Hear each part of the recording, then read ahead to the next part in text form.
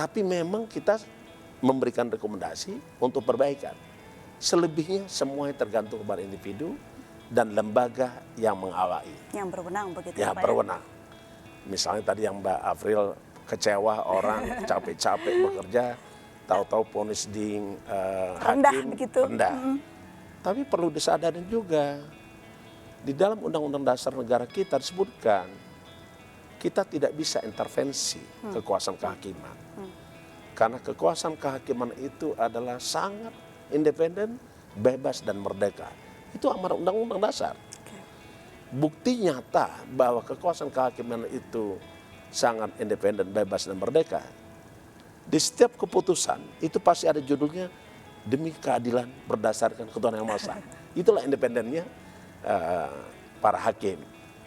Dan tentu juga ada teori yang mengatakan disebutnya ada begini, ius coria novit, bahwa hakim itu lebih memahami perkara yang tanganinya daripada orang lain.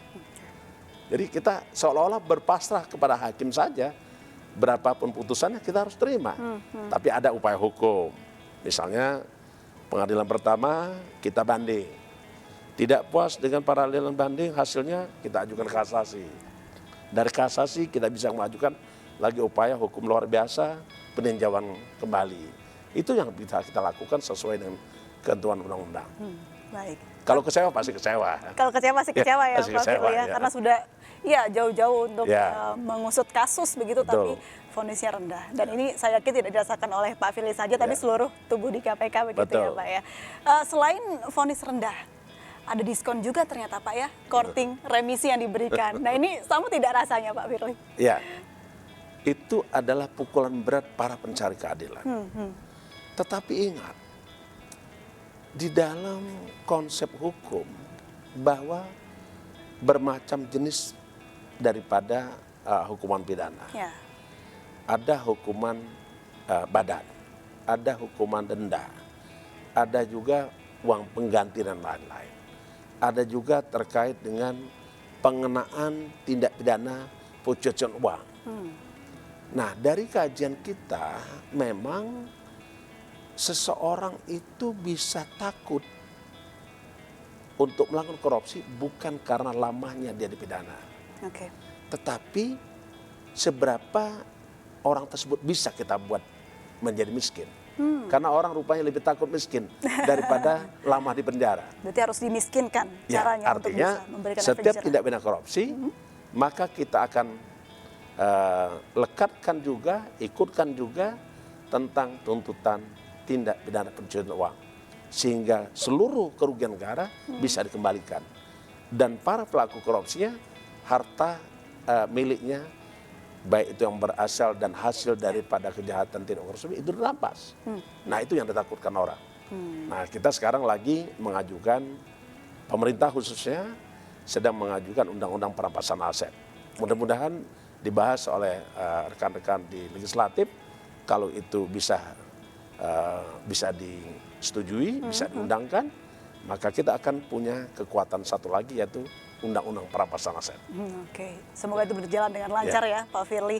Bicara soal kekecewaan Pak Firly dan juga teman-teman di KPK, ada ruang tidak sih Pak untuk bisa menyuarakannya dengan lembaga-lembaga terkait, meskipun itu hak prerogatif lembaga tersebut? Ya, kami memang sebagaimana tadi saya sampaikan, walaupun kamar kekuasaan yudikatif itu bebas dan merdeka, tapi KPK memiliki tugas pokok yang terkait dengan kerjasama. Itu diatur di dalam pasal 6 huruf A, yaitu melakukan upaya-upaya pencegahan supaya tidak terjadi korupsi. Oke.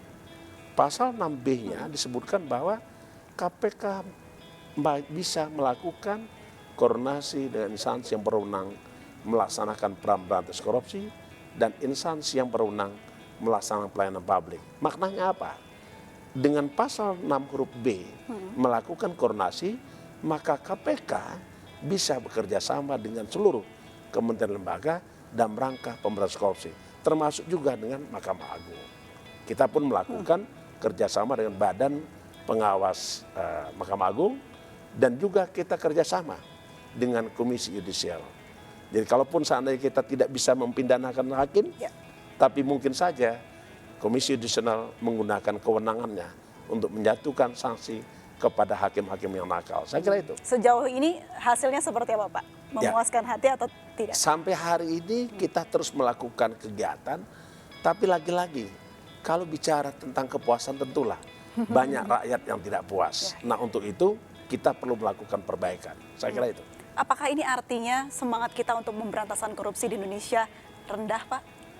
Tidak juga. Tidak juga. Tidak juga. Apa alasannya? Kenapa saya katakan tidak juga? Kita berbicara tentang kalau kita memberantas korupsi itu kan beberapa cara, strategi. Misalnya dengan melakukan pendidikan masyarakat supaya orang tidak ingin melakukan korupsi. Melakukan pencegahan dengan cara perbaikan sistem. Supaya tidak ada celah orang melakukan korupsi. Melakukan penindakan tegas supaya orang takut melakukan korupsi. Nah, dengan cara pendidikan masyarakat kita ukur apakah masyarakat ini telah memahami terkait dengan korupsi itu sendiri. Kita ukur pemahamannya. Apakah masyarakat perilakunya sudah menjauhi perilaku korupsi? Kita ukur. Kita kenal dengan istilah indeks perilaku anti korupsi. Nah, kalau melihat dari data terkait dengan indeks perilaku korupsi, tentu kita juga bergembira. Kenapa? Karena terjadi peningkatan.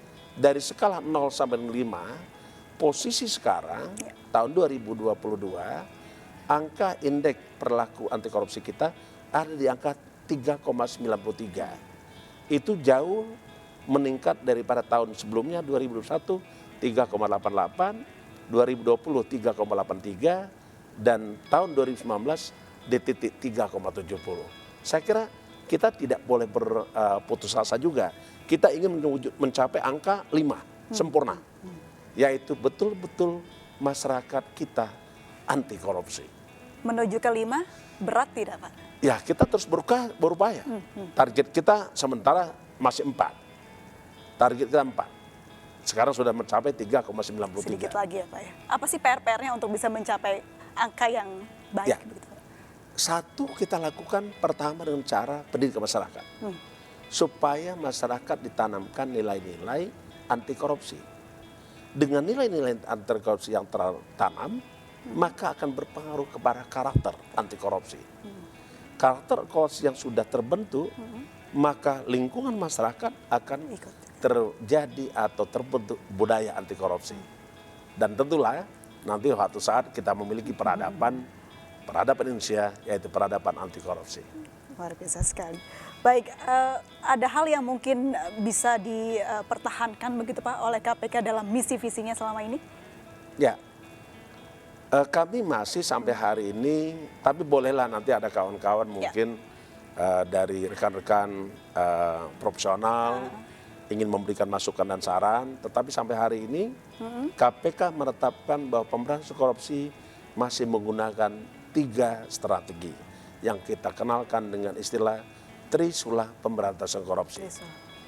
Melalui pendidikan dan peningkatan peran serta masyarakat itu menjadi penting, bahkan fundamental, karena akan berpengaruh kepada perilaku yang anti korupsi. Tentulah orang tidak ingin melakukan korupsi. Itu poin pertama. Poin kedua, kita mengedepankan pencegahan dengan cara perbaikan sistem. Dengan persistem yang baik, maka tentulah tidak ada celah dan peluang korupsi. Karena ada teori disebutkan, korupsi itu terjadi karena buruk, gagal, dan lemahnya sistem. Maka perlu kita lakukan perbaikan.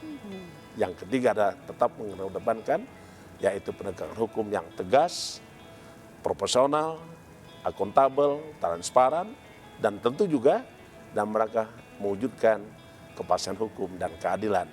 Dan lebih penting dari itu, penegakan hukum harus menjunjung tinggi hak asasi manusia. Saya kira itu.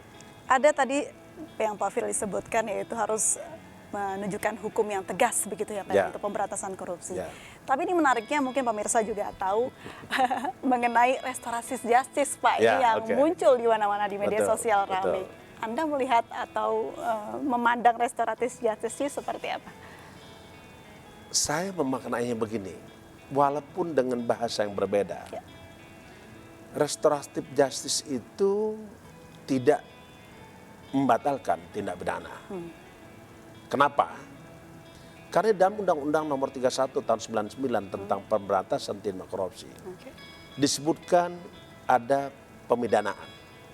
Tetapi di dalam pasal 4 undang-undang tersebut disebutkan bahwa ganti rugi pengembalian kerugian negara itu tidak menggugurkan tuntutan tindak pidana. Maknanya mungkin identik dengan ide restoratif justice.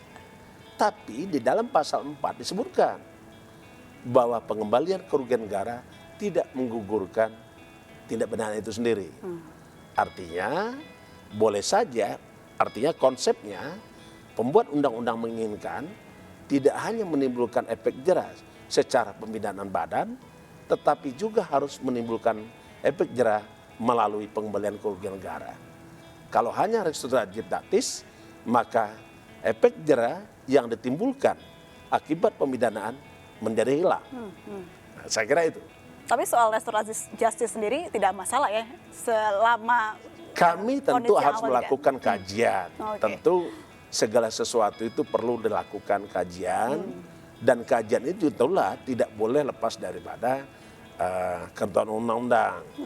Karena sesungguhnya prinsip dasar hukum pidana adalah nolum delictum sine previa legi fonale. Itu tidak boleh gagal. Dan pasal 4 Undang-Undang 31 tahun 99 disebutkan bahwa pengembalian kerugian negara tidak menggugurkan tuntutan pidana. Itu saya kira itu.